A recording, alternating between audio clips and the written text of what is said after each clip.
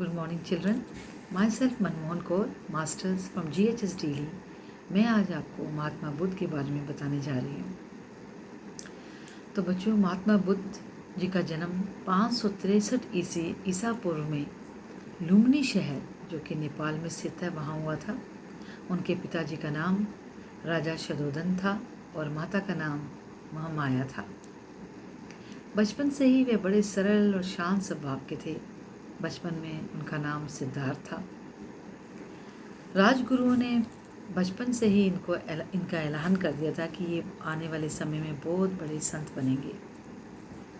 पिताजी को इस बात की बड़ी चिंता लगने लगी और उन्होंने उनका शिक्षा दीक्षा, जितने भी उनके जो राज्य के उनके जो सुख सुविधाएं थी, सब राजमहल में ही उनको बंदोबस्त कर दिया। उनको महल से बाहर निकलने नहीं दिया कि संसार का दुख न देख सकें। तो क्या हुआ, समय बीतता गया। देखते देखते सिद्धार्थ जो थे वो बड़े हो गए और उनका विवाह एक यशोधरा नाम की सुंदरी से हो गया।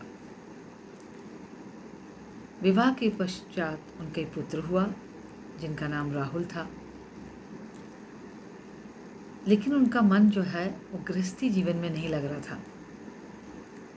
इतनी सुख सुविधाएं होने के बावजूद भी वो बड़े अशांत रहते थे। एक दिन उनका मन किया कि मैं चलो अपने राज्य में घूम के आता हूँ, और वो महल से निकल गए, अपने सारथी को लिया और निकल गए। रास्ते में क्या देखते हैं कि एक बुजुर्ग आदमी जा रहा है। उन्होंने अपने सारथी से पूछा, ये कौन है? उन्होंने कभी ऐसा देखा नहीं था बुजुर्ग, ये बूढ़ा आदमी कौन है? उन्होंने कहा, महाराज, इंसान जब थोड़ी उम्र का हो जाता है तो वो इस तरह बुजुर्ग हो जाता है, बूढ़ा हो जाता है। जब आगे चलते हैं देखते हैं कि एक वैसे ही बूढ़ा आदमी एक लाठी लेके चल रहा है, काफ़ी कमज़ोर और बिल्कुल लाचार।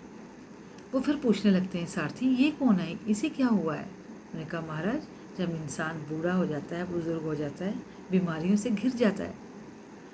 थोड़ा सा और आगे चलते हैं, देखते हैं कि एक रोते हुए लोग जा रहे हैं, किसी को उठाए हुए जा रहे हैं जो कि सफ़ेद कपड़े में लिपटा हुआ है। फिर वो पूछते हैं सारथी को, सारथी ये क्या हो रहा है, ये क्यों रो रहे हैं? तो उन्हें सारथी कहने लगा, महाराज, जब इंसान बूढ़ा हो जाता है, लाचार हो जाता है, बीमारियों से घिर जाता है, तो एक दिन उसको अपने शरीर को त्याग कर जाना पड़ता है संसार से। तो ये जो शरीर है ये मृतक शरीर है, इसमें आत्मा नहीं है और इसके ये प्रियजन है जो रो रहे हैं। सिद्धार्थ जो थे वो बड़े चिंतित हो जाते हैं, कहते हैं ये कैसा संसार है। आदमी बूढ़ा होता है, लाचार रह हो जाता है, बीमारियों से गिर जाता है और एक दिन उसको संसार छोड़ के जाना होता है। बड़ा अजीब संसार है। घर आते हैं, वो बड़ा चिंता में रहने लगते हैं। तो एक दिन बच्चों क्या होता है कि वो अपना घर, जो आधी रात अपना घर जो है अपने त्याग के चले जाते हैं, अपनी पत्नी को और अपने बेटे राहुल को छोड़ के जंगल में चले जाते हैं। जंगल में चलते चलते वो एक वृक्ष के नीचे बैठ के तपस्या करने लग जाते हैं। दिव्य ज्ञान की खोज में निकलते हैं वो। तो एक वृक्ष के नीचे बैठ के वो तपस्या करने लगते हैं। पीपल का वृक्ष होता है। कई वर्षों तक तपस्या करने के बाद उनको ज्ञान प्राप्ति होती है और आज उस वृक्ष को बोध वृक्ष भी कहते हैं। ज्ञान की प्राप्ति तो हुई उनको। तो वो कहते थे कि जिसने अपने मन को वश में कर लिया है उसे तो देवता भी नहीं हरा सकते।